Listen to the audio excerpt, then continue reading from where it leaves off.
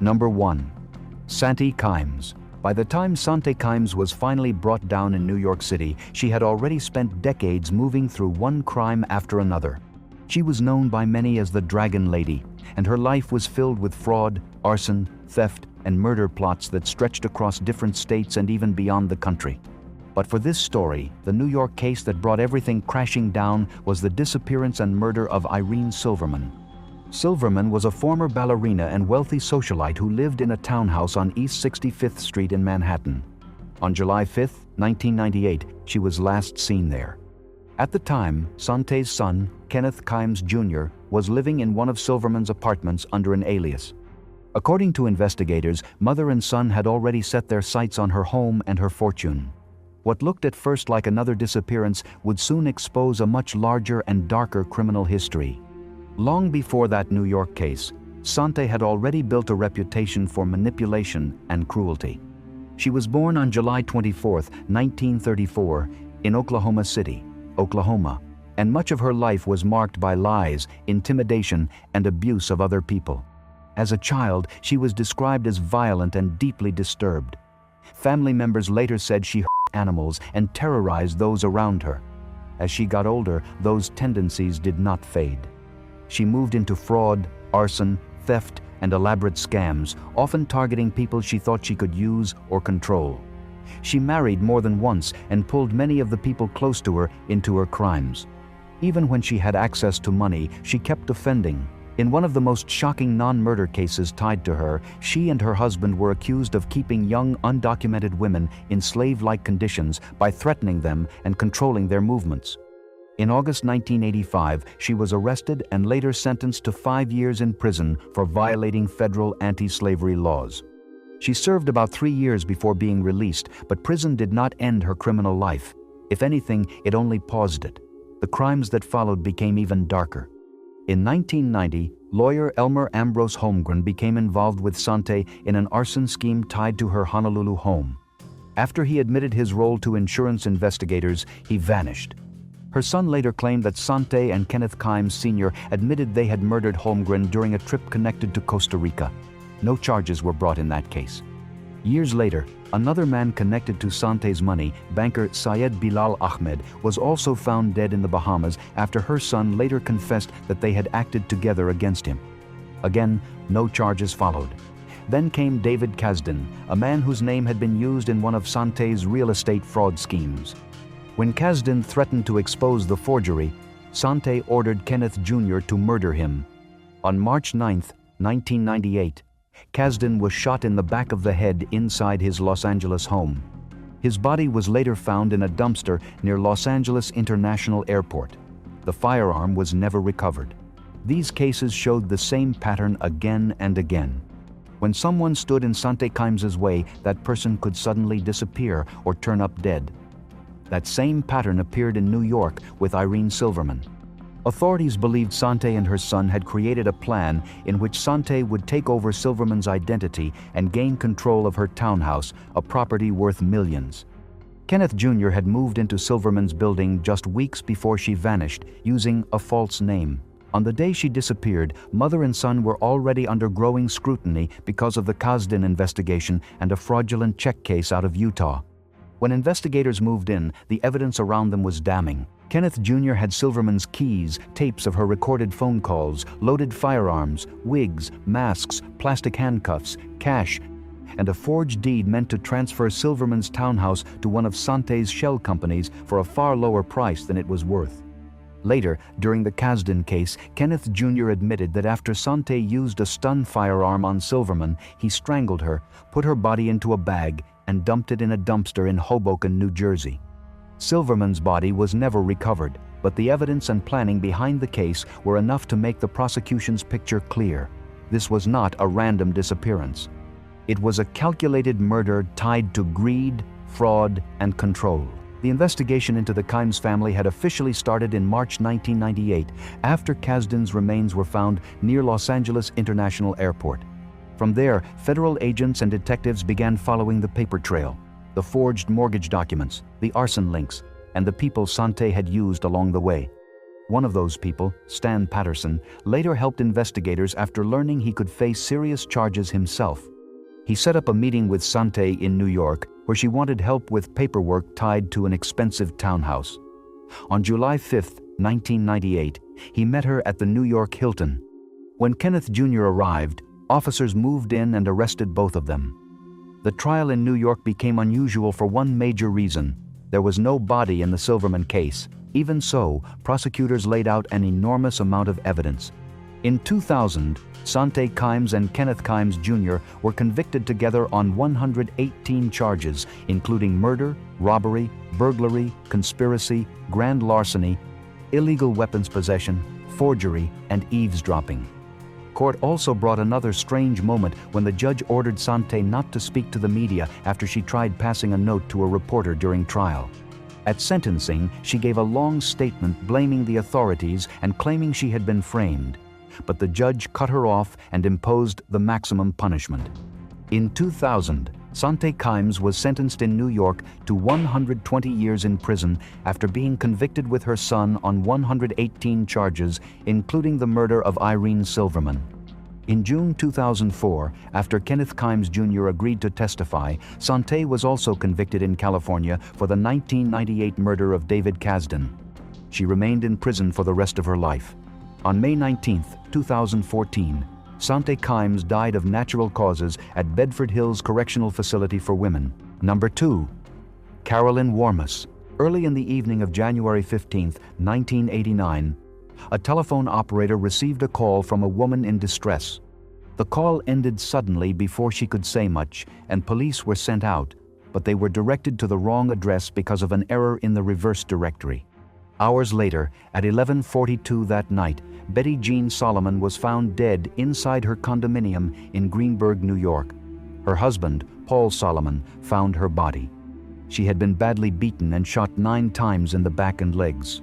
The attack was savage, and the scene left no doubt that whoever came into that home had come with violent purpose. The case quickly drew attention because of who would soon be tied to it. The woman accused was not a stranger, but a young elementary school teacher named CAROLYN WARMUS, who had been having an affair with Betty Jean's husband. CAROLYN WARMUS was born on January 8, 1964, and grew up in Birmingham, Michigan, in a wealthy family. Her father was a self-made millionaire in the insurance business, and her upbringing was far removed from the kind of background often linked to notorious crimes. She earned good grades, played basketball, and later studied psychology at the University of Michigan before moving to New York City, where she completed a master's degree in elementary education at Teachers College, Columbia University. In September 1987, she got a teaching job at Greenville Elementary School in Scarsdale, New York. That was where she met Paul Solomon, a 5th grade teacher. He was married to Betty Jean Solomon, and the two had a daughter. Even so, he and Warmus began an affair. As the relationship continued, it became one of the central facts in the case that would later explode into headlines across the country. After Betty Jean was found dead, investigators first looked closely at Paul Solomon. His explanation was that he had stopped by a local bowling alley to see friends and later spent the evening with CAROLYN WARMUS at the Treetops Lounge inside a Holiday Inn in Yonkers. After leaving the lounge, the two went to Warmus's car and were intimate there. Warmus and other witnesses supported that account, which shifted the focus away from Solomon and toward her. Detectives then learned that Warmus had obtained a .25 caliber Beretta firearm with a silencer not long before the crime. That detail changed everything. Detective Richard Constantino checked calls made from her home phone on the day of the murder and found one placed that afternoon to Ray's Sport Shop in North Plainfield, New Jersey. Store records showed that the only woman to buy .25 caliber ammunition there that day had used the name Liisa Katai. When questioned, Katai denied buying any ammunition at all. Investigators later found that her driver's license had been lost or stolen while she worked a summer job with Warmus. That gave police what they believed was enough evidence to make an arrest. On February 2, 1990, CAROLYN WARMUS was indicted on charges of second-degree murder and second-degree criminal possession of a weapon. Her first trial began on January 14, 1991, at the Westchester County Courthouse. During that trial, Paul Solomon testified after receiving immunity from prosecution. He told the court that he had met WARMUS in the fall of 1987 and that the two soon became involved.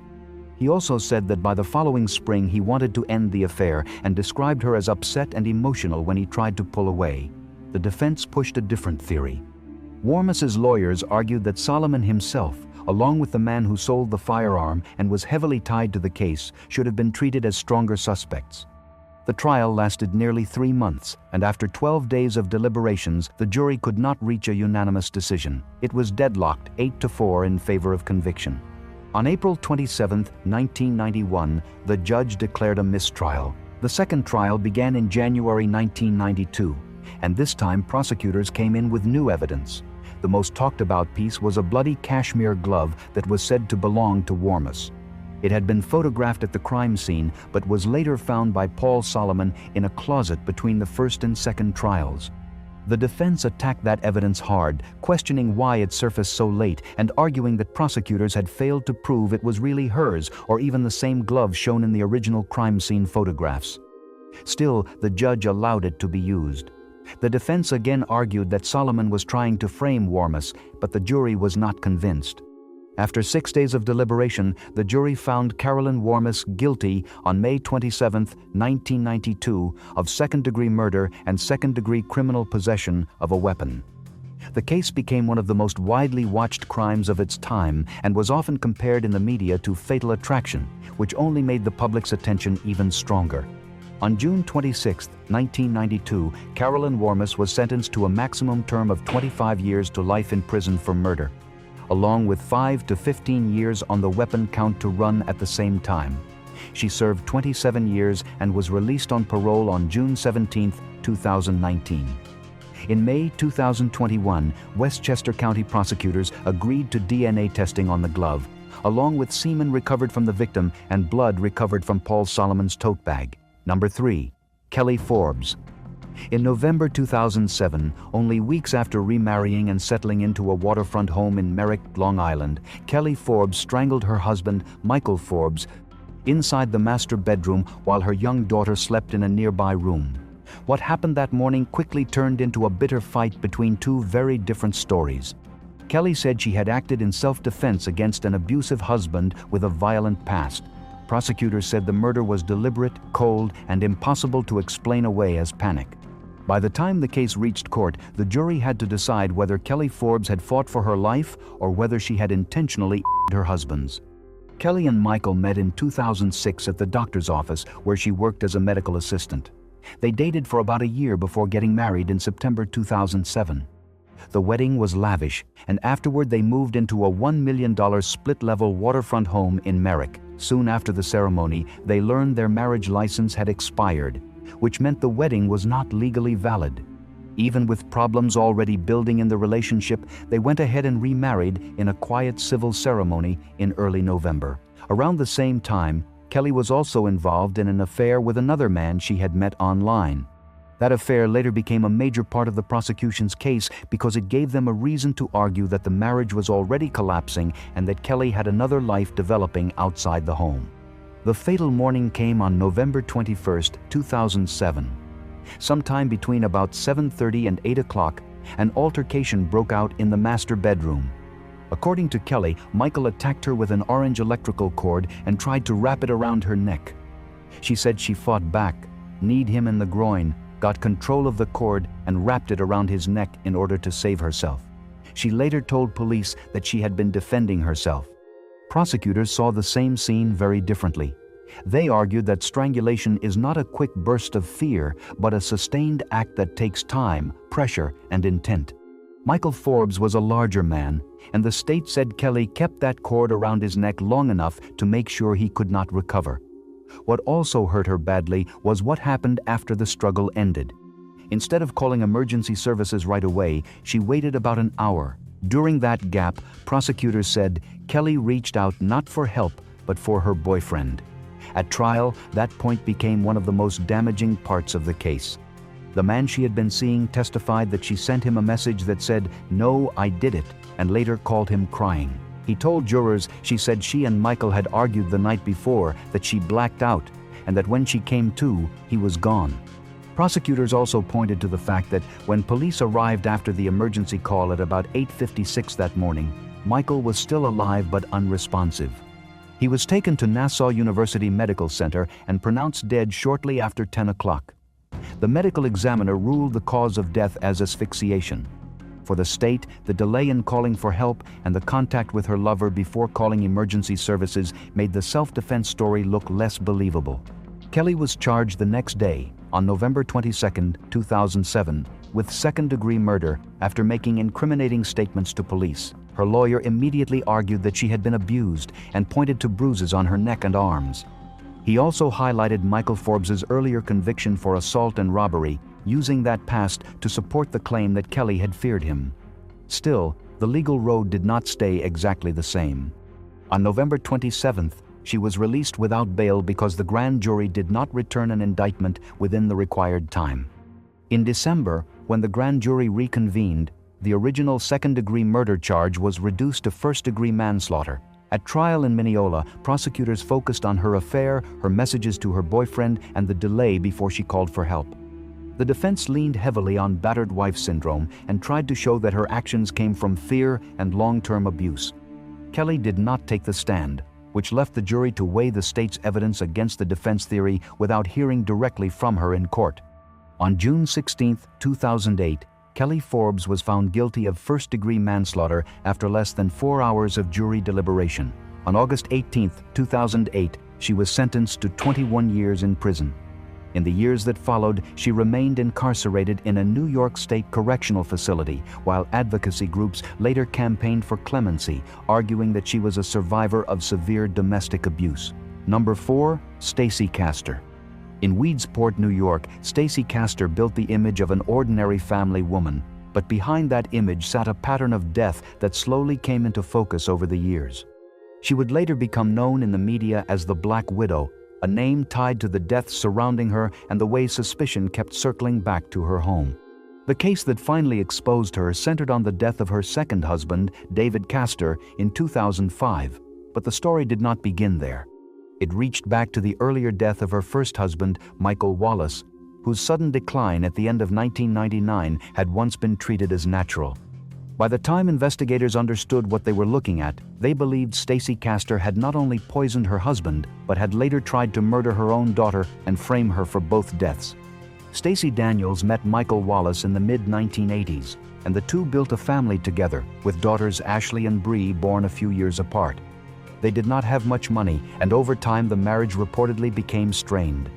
Near the end of 1999, Michael began getting sick in a way no one could explain. Family members remembered him acting weak, coughing, swelling up, and seeming unsteady on his feet.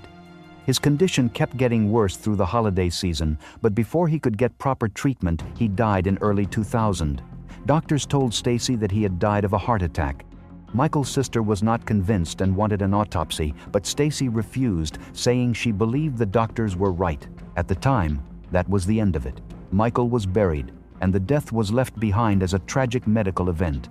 A few years later, Stacey married David Castor in 2003. He owned an air conditioning installation and repair business, and she worked as his office manager. In August 2005, Stacey contacted the Onondaga County Sheriff's Office and said her husband had locked himself in their bedroom after an argument and had not been seen or heard from for about a day. She also claimed he was depressed. When officers came to the house for a welfare check, they forced open the bedroom door and found David dead. Near his body were a container of antifreeze and a half-full glass of bright green liquid. At first, the death was treated as a by antifreeze poisoning. But that explanation began to fall apart as investigators looked closer. Stacey's fingerprints were on the antifreeze glass, and police also found a turkey baster in the garbage with David's DNA on the tip. Investigators came to believe David had not willingly swallowed the poison on his own. They believed Stacey had used the baster to force antifreeze into him after he had become too weak to resist. Once that suspicion took hold, detectives started looking backward as well as forward. They placed Stacey's house and the graves of both husbands under surveillance, but one detail stood out to them in a strange way. Although she had arranged for the two men to be buried side by side, she never went to visit their graves. Investigators became convinced they needed to exhume Michael Wallace to know whether his death had really been natural. When toxicology testing was done, the result changed the whole picture. Michael, like David, had traces of antifreeze poisoning. What had once looked like one suspicious death suddenly looked like a pattern. Then, in September 2007, when Stacey learned that Michael's body had been exhumed and that police were getting closer, the case took an even darker turn. Her daughter Ashley, who had just started college, was questioned by investigators and told that her father's death had been caused by poison. Upset and shaken, Ashley called her mother. Stacey then invited her home for drinks. What happened next turned suspicion into a direct criminal case. Stacey gave Ashley what she described as a nasty-tasting drink. 17 hours later, Ashley was found in bed unconscious and close to death. Her younger sister Bree found her and demanded that help be called.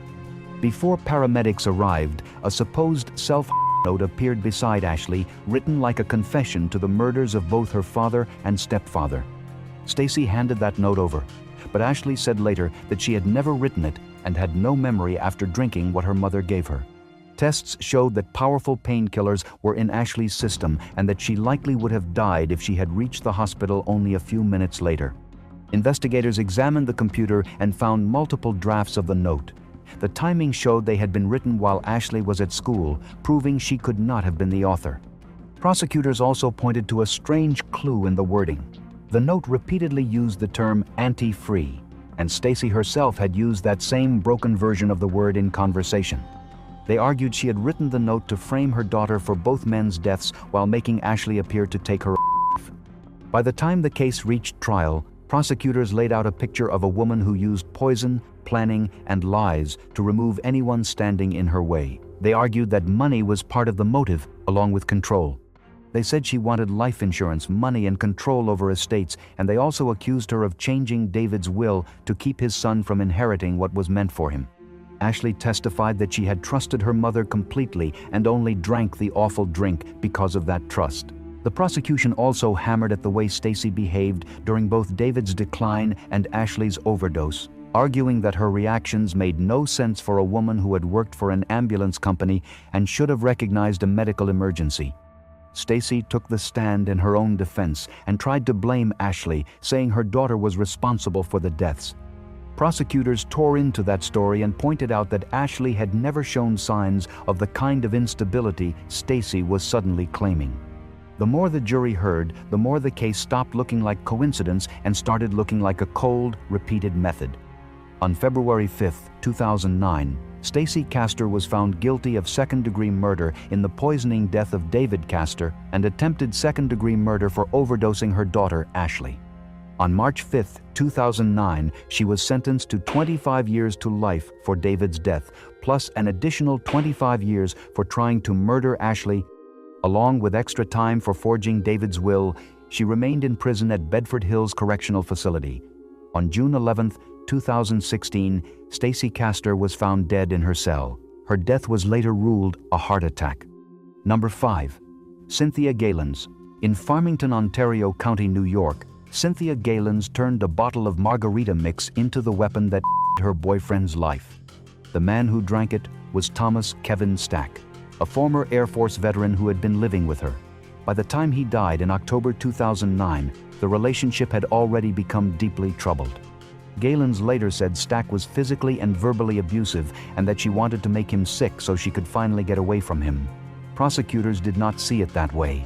They said she made a deliberate choice, added antifreeze to a drink she knew he would consume, and then let him suffer without telling the truth to the people trying to save him. What happened in that house became one of the most disturbing poisoning cases in upstate New York because of how simple the act was and how long the victim was left without real help. Cynthia and Kevin had met through a Veterans Affairs hospital. He was dealing with alcoholism, depression, and bipolar disorder, and she was still carrying pain from the earlier death of her son.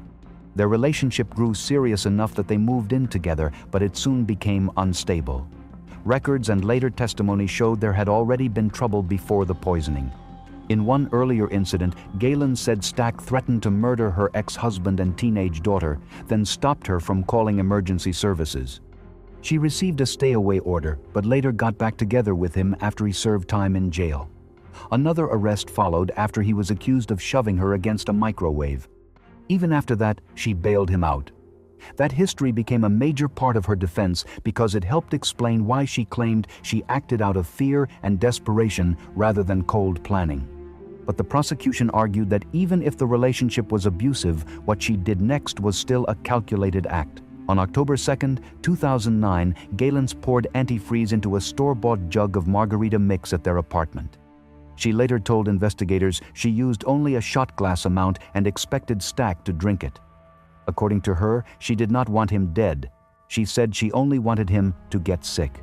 But medical testimony later suggested he drank far more poison than her version could explain. The next day, October 3rd, Stack became gravely ill. He was eventually found unresponsive, foaming from the mouth and breathing heavily. What made the case darker was not just the poisoning itself, but what happened after GALENS saw the condition he was in.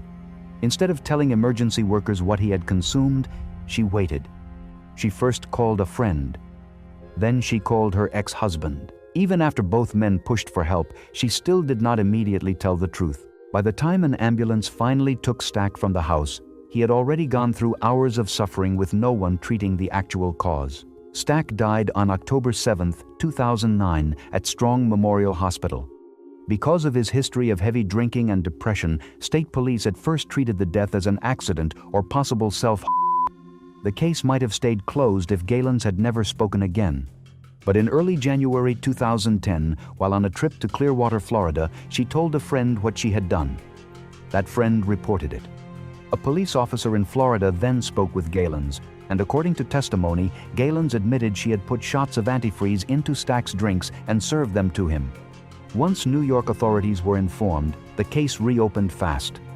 On January 6, 2010, GALENS was questioned after returning home and admitted to the poisoning.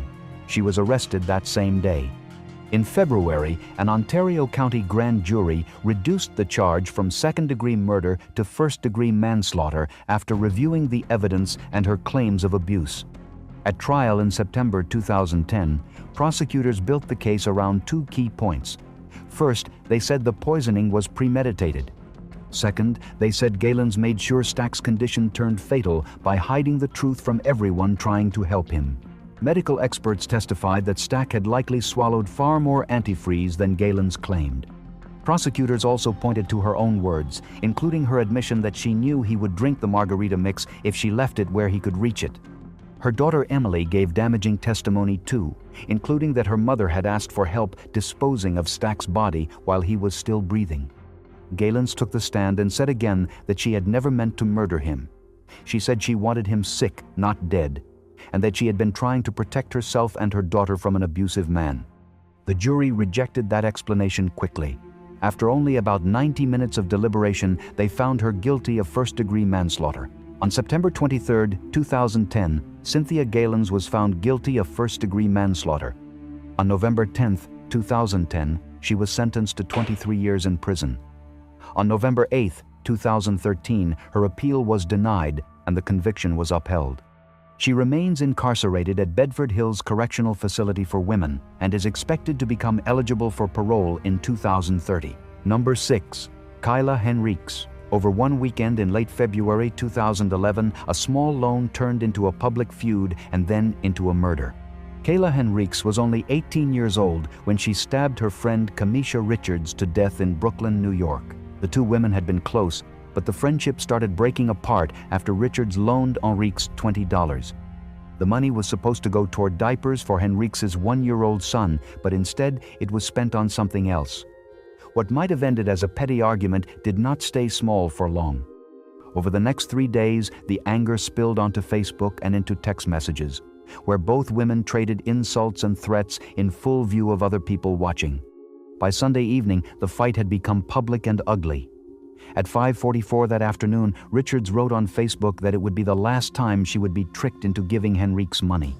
About 10 minutes later, Henriques answered with a warning, telling her not to try to expose her and saying she would see her when she got back from work. Later that night, Richards posted that she would have the last laugh. The exchange kept going until around 9:30. when Henriques ended it with the words, "We will see." The argument was no longer just about $20. It had become personal, embarrassing, and public. Both women had now drawn a crowd into the fight through social media, and by the time the messages stopped for the night, the tension between them had clearly moved past something simple. The next day, on February 28, 2011, the feud moved from screens to a real apartment in the Cypress Hills Houses public housing complex in East New York. Richards went to the apartment of Henrique's grandmother, where Henriques was staying. Even after they were in the same place, they were still sending each other insults by text. The argument then turned physical in the kitchen. Furious over the unpaid debt, Richards opened the refrigerator, took out baby formula or milk, and poured it out, saying it was half of what she was owed. That moment became one of the most remembered details of the case because it showed just how petty the original dispute had been, yet also how much rage had built around it. What started with a small loan and online insults had now entered the home and touched Henrique's child directly, at least in her eyes. A short time later, the fight moved into a bedroom. According to the case details, Henriques handed her child to a friend, picked up a kitchen knife, and stabbed Richards once in the chest. Police received an assault call at about 10:30 that night. Richards was rushed to Brookdale University Hospital, but she did not survive. She was pronounced dead soon after. The stabbing itself lasted only a moment, but everything leading up to it had been building for days. The Facebook messages, the texts, the argument inside the apartment, and the spilled milk all became part of the picture investigators put together. This was not treated as a random explosion between strangers. It was a fight that had played out in public first and then ended in a bedroom with a knife. By about 1:30 the next morning, detectives found Henriques hiding in a nearby fourth-floor apartment within the same housing complex. She was arrested and later confessed to the stabbing. After the arrest, the case grew even uglier because of what happened online. While Henriques was in custody, threatening messages were removed from her Facebook page and replaced with a fake condolence post sent through a BlackBerry. That detail made the aftermath look like an attempt to clean up the public record of the feud after the murder had already happened.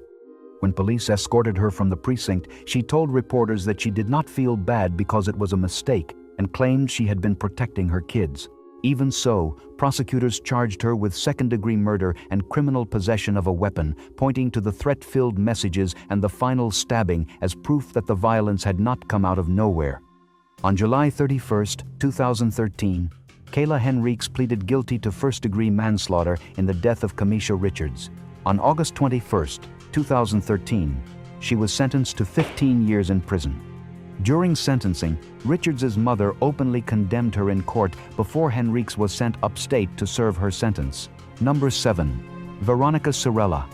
On the night of July 22, 2011, inside a basement apartment on Shelley Court in Plainview, New York, Veronica CIRELLA was alone with her 8-year-old daughter Julie, a child with cerebral palsy who depended heavily on her mother for care. By the next day, Julie was dead and Veronica was lying nearby after an apparent attempt to take her life. What made the case especially disturbing from the start was the first theory police put forward. Investigators said Veronica had given her daughter peanut chocolate even though she knew Julie had a severe peanut allergy. Later, as the case moved deeper into court, the medical findings became more complicated, and prosecutors shifted away from the simple allergy story. But from the beginning, the scene inside that apartment was treated as deeply suspicious. A child who was supposed to be a flower girl at a family wedding that morning was dead instead, and beside her was a long note from her mother talking about giving her back to heaven. Before Julie died, Veronica had already shown signs of emotional collapse. On July 22nd, she sent a message to a friend asking if she would go to hell if she ended her life. Later that night, according to the case allegations, she gave Julie M, and Miss Julie had a known and serious allergy to peanuts. Veronica later claimed that when she realized what had happened, she gave her daughter Benadryl and used an EpiPen to try to stop the reaction. That version became part of the early public story. The next morning, July 23rd, Julie and Veronica were supposed to be getting ready for a family wedding. Instead, when Veronica's mother-in-law came to pick them up, she found both of them unconscious inside the apartment. Julie could not be revived. Veronica survived. Police said she had a wire around her neck and had also tried to herself with insulin and painkillers. Near them was a 4-page note in which Veronica wrote that she wanted to give Julie a better life in heaven. The case first looked like a poisoning tied directly to the peanut allergy. That was the picture many people heard at the beginning. Prosecutors said Julie had been fed something she was allergic to and that the proper steps to protect her had not been taken. Veronica was arrested on July 24, 2011, while still hospitalized, and was first charged with second-degree manslaughter. At that stage, the accusation focused on what she had fed Julie and on the claim that she failed to respond correctly once the child became sick. But as the medical investigation continued, the evidence did not stay that simple. The autopsy did not clearly support the peanut poisoning theory in the way many first expected. Reports later showed no peanut residue, Benadryl, or EpiPen contents in Julie's system. That changed the shape of the case and gave the prosecution a different path. When the matter returned to court in April 2012, the charge was upgraded. Veronica surrendered and pleaded not guilty to second-degree murder. She was ordered held without bail. By then, the medical examiner's findings had become central. The cause of death was ruled as asphyxiation, though the exact mechanism could not be pinned down with certainty. That meant prosecutors no longer relied only on the idea that Julie died from an allergic reaction after eating peanut chocolate.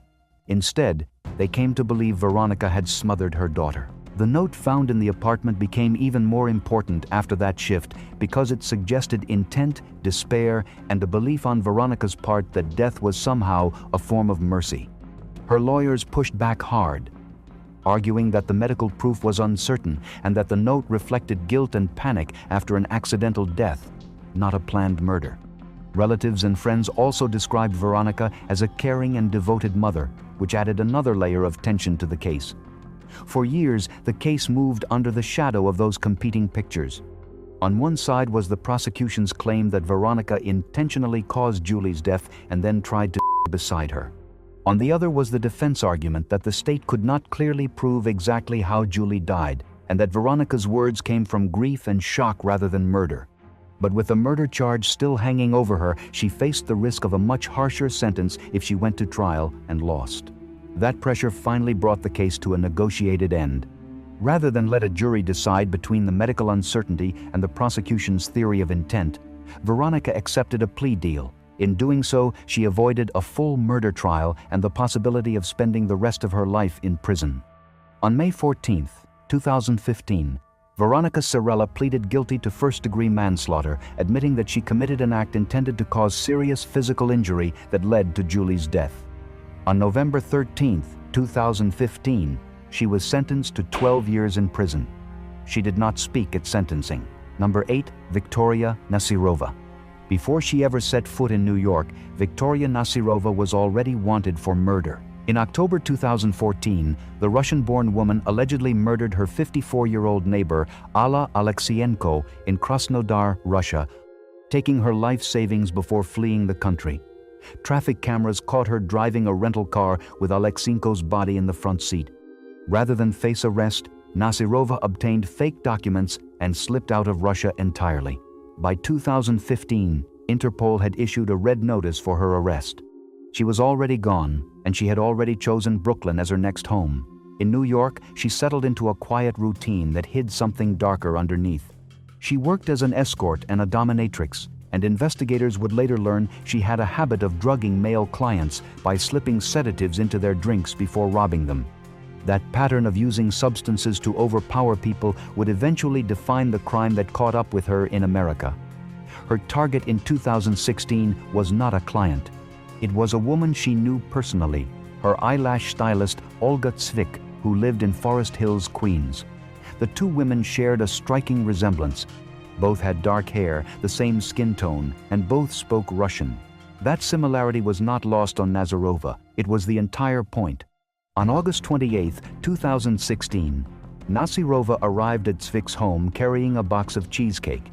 She ate 2 pieces herself and offered Cvik the third, the one laced with phenazepam, a powerful Russian sedative. Cvik began vomiting shortly after and went to lie down. She suffered hallucinations and came close to a heart attack. By the time she lost consciousness, NASYROVA was already moving through her apartment. The next day, a friend found Zvik unconscious in her bed, her clothes changed to lacy lingerie, pills scattered across the floor to make it appear she had herself. Zvik was rushed to a hospital. When she eventually returned home, her Ukrainian passport, her United States work authorization card, a gold ring, other valuables, and roughly $4,000 in cash were all gone. Investigators found phenazepam in the remaining cheesecake residue and confirmed the pills on the floor were the same drug. NASYROVA was tracked down in March 2017 after private investigator Herman Weisberg, working alongside the NYPD, traced her through social media selfies she had posted online. She was arrested in Brooklyn. In March 2018, a Queens grand jury formally indicted her on charges of attempted murder, burglary, and assault. The case then sat through years of pandemic-related delays before finally reaching trial. On February 9, 2023, a jury found her guilty of second-degree attempted murder, attempted first-degree assault, second-degree assault, unlawful imprisonment, and petite larceny. When the verdict was read, the courtroom saw exactly who NASYROVA was. She had no remorse and made no effort to hide it. At sentencing on April 19, 2023, Zvik addressed the court directly. "It was easy for her to steal," she said. "It was easy for her to kill." Queens Supreme Court Justice Kenneth C. Degin. Holder described NASYROVA as an extremely dangerous woman who had constructed a diabolical scheme to prey on someone she called a friend. As the judge delivered his ruling, NASYROVA directed an expletive at him from across the courtroom.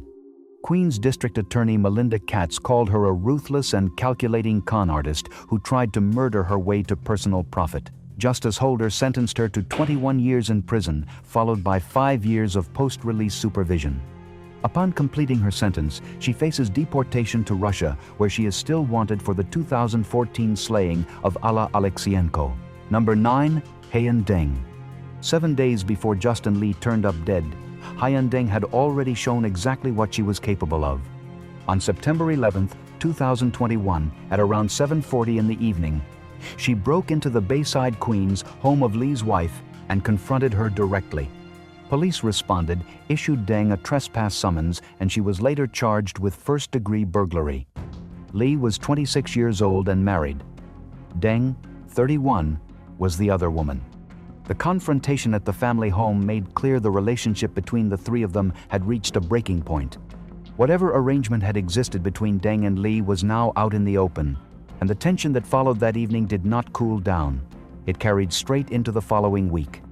On September 18, 2021, at 5:40 in the morning, surveillance cameras captured Deng and Lee arriving together at her apartment on 39th Avenue in Flushing, Queens. Traveling in his car, the two went inside.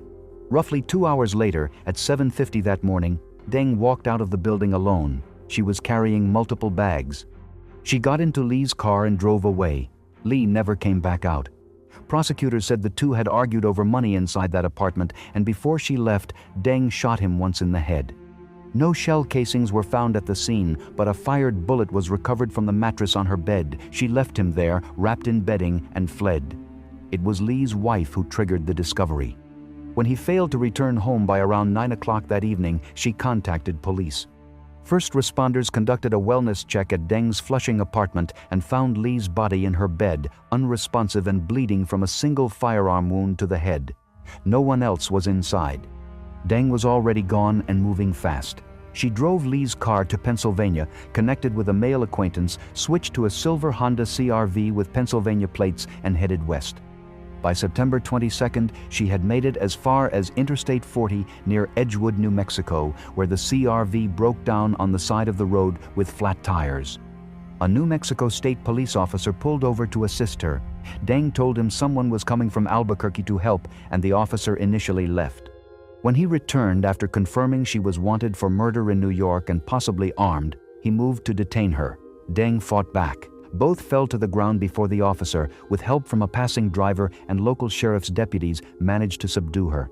Inside the CR-V, authorities recovered personal belongings that had belonged to Lee and a loaded revolver in a plastic bag on the front passenger floorboard. Ballistic testing later confirmed the revolver matched the bullet pulled from the mattress in her bedroom. Deng was extradited back to New York on December 31, 2021. On January 3, 2022, she was arraigned in Queens Supreme Court on a 9-count indictment that included second-degree murder, first-degree burglary, assault, and criminal possession of a firearm. She was held without bail. The case moved slowly through the courts over the following years. Then, on September 18, 2024, exactly 3 years to the day after the shooting, DENG appeared in Queens Supreme Court and pleaded guilty to first-degree manslaughter and second-degree burglary, charges reduced from the original indictment. On October 16, 2024, Queens Supreme Court Justice Usher Pandit Durant sentenced HAIYAN DENG to 27 years in prison, 22 years for the manslaughter charge and 5 years for the burglary, ordered to run consecutively. Queens District Attorney Melinda Katz noted that DENG took the life of a young father and then fled in the victim's car hoping to escape, and that nothing could reverse what she had done. Justice Pandit Durant delivered the sentence as Lee's family sat in the courtroom, left to absorb the cost of a fight over money that ended with a firearm and a body left behind in a bed. Number 10. Jessica Biovies. The evening of April 26, 2021 did not begin on a highway. It began in a recording studio in Brooklyn, where Jessica Biovies sat in front of a microphone, drinking shots of liquor and smoking from a pipe while recording an episode of her podcast. That night's topic was the Derek Chauvin trial and her feelings about law enforcement. She spoke openly about her contempt for police, drinking through the recording and continuing to drink for several hours after it ended. By the time she got into her 2013 Volkswagen Passat and headed toward her home in Hempstead, Long Island, it was past midnight. Her license had been suspended. She had also told police she smoked marijuana earlier that day. None of that stopped her from getting behind the wheel. At around 1:45 in the morning on April 27th, NYPD Highway Patrol Officer Anastasios Tsakos and his partner were on the eastbound side of the Long Island Expressway near the Clearview Expressway exit in Queens. They had set up traffic cones and positioned a marked police vehicle to redirect traffic around an earlier fatal crash that was still being investigated on the highway. Tsakos was standing just beyond the roadblock doing his job when Biovies came speeding through. At 1:57 in the morning, her car blew through the traffic cones and struck him with full force. The impact was catastrophic. Tsakos was thrown 170 feet through the air. His left leg was severed at the knee. His body landed on the highway's shoulder. Biovies never stopped. She sped away from the scene with a shattered windshield and a safety cone dragging under her car, exited the expressway and tore through residential Queens streets, driving on sidewalks, going the wrong way down one-way streets. Police pursued her for approximately 3 miles before catching up with her on the Horace Harding Expressway, where she put her car in reverse and deliberately struck a police cruiser behind her. Officers pulled her from the vehicle and arrested her. She had bloodshot eyes, slurred speech, and a strong smell of alcohol on her breath. 2 hours after hitting Tsakos, her blood alcohol content was 0.15, nearly twice the legal limit of 0.08. Tsakos was rushed to a nearby hospital where he died from his injuries. He was a 14-year veteran of the force and was posthumously promoted to the rank of detective. A grand jury handed down a 13-count indictment on May 25, 2021. Biovies pleaded not guilty and was held without bail. In July 2023, she rejected a plea deal that would have given her 16 years in prison and chose to go to trial instead. The trial began on October 17, 2023. Prosecutors presented the podcast recording, body cam footage, and forensic evidence establishing her speed and level of intoxication that night. The podcast proved particularly damaging, as it placed her drinking on record in her own voice hours before the crash. The judge noted that she had spent the day publicly and privately expressing contempt for police, then got behind the wheel intoxicated and struck an officer so hard he was nearly cut in half. After 13 days, the jury found her guilty on all top counts: aggravated manslaughter in the second degree, vehicular manslaughter in the second degree, and leaving the scene without reporting. Sentencing took place on February 21, 2024, in a courtroom packed with NYPD officers, highway patrol officers, and detectives who came to watch. Detective Tsakos's widow, ERIN, addressed Biovies directly. "You killed my husband, an innocent man, a good man who did nothing to you," she said. "Our family's sentence came the very day you murdered my husband." It's a life sentence. Beauvais, clutching a Bible and rosary beads she had brought from Rikers Island, offered only a brief and barely audible apology. Queen Supreme Court Justice Michael Alois, who stated he would have given her life without hesitation had the charge been murder, sentenced her to the maximum allowed by law, 20 years for aggravated manslaughter, and 2 1/3 to 7 years for leaving the scene, to run consecutively. The total sentence came to between 22 1/3 years and 27 years in prison, followed by 5 years of post-release supervision. Number 12. ERIN MERDY. Just after midnight on September 12, 2022, surveillance cameras near West 35th Street in Coney Island, Brooklyn, captured ERIN MERDY walking toward the ocean with her 3 children, 7-year-old Zachary, 4-year-old Liliana, and 3-month-old Oliver. By 1:25 in the morning, she was walking away from the water alone. The children were not with her. She did not call for help. She did not go back. Instead, she walked more than 2 miles toward Brighton Beach, heading to the apartment of Oliver's father, soaking wet and barefoot. Along the way, she called family members and was clearly distressed, but when they asked where the children were, she would not tell them. That silence sent relatives and the baby's father into a panic. They called 911. Police searched through the early morning hours. At around 4:30 in the morning, officers found all 3 children on the shoreline near the same stretch of beach where MERDY had walked with them hours earlier. Zachary, Liliana, and Oliver were unresponsive and wet. They were rushed to Coney Island Hospital, where all 3 were pronounced dead.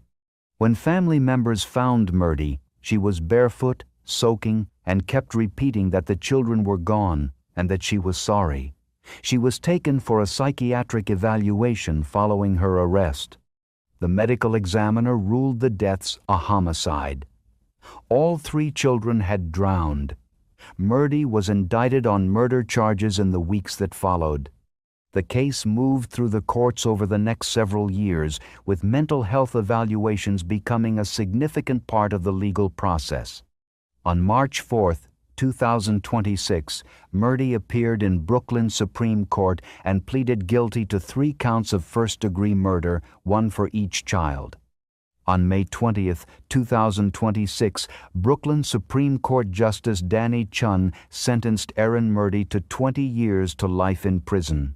The sentence was handed down over the objection of prosecutors who had sought a harsher outcome. Brooklyn District Attorney Eric Gonzalez identified the 3 children by name at the announcement, Zachary, Liliana, and Oliver, and noted that no sentence could measure what was lost or ease the grief their loved ones would carry. MERDY will not be eligible for parole consideration for a minimum of 20 years. Number 13. Kenya Tilford. Conchetta Morton was 27 years old and developmentally disabled when Kenya Tilford began hurting her. The 2 were in a relationship and living in Tilford's 3rd-floor apartment in New Rochelle, New York. Starting around mid-2023, Tilford began punching and kicking Morton regularly, controlling every part of her daily life. What followed over the next 3 months was not a series of outbursts. It was a sustained, calculated campaign of torture carried out behind closed doors against a woman who was vulnerable and had no way out. Tilford did not try to hide what she was planning. Surveillance footage captured her visiting stores and purchasing bleach, tarps, paper towels, rubber gloves, a hooded coverall, a chainsaw, and a large plastic storage bin. She bought those items while Morton was still alive. In September 2023, Tilford suffocated Morton to death by asphyxiation. She then placed the body inside the plastic storage bin and left it behind the apartment building. Morton had no burial, no announcement, no acknowledgement. She was simply gone, hidden in a container outside the building where she had spent the last months of her life being tortured. It was a tip to Tarrytown police that broke the case open. On September 15, 2023, the New Rochelle Police Department tracked Tilford to a hotel in Elmsford, New York, and arrested her. Morton's body was recovered from the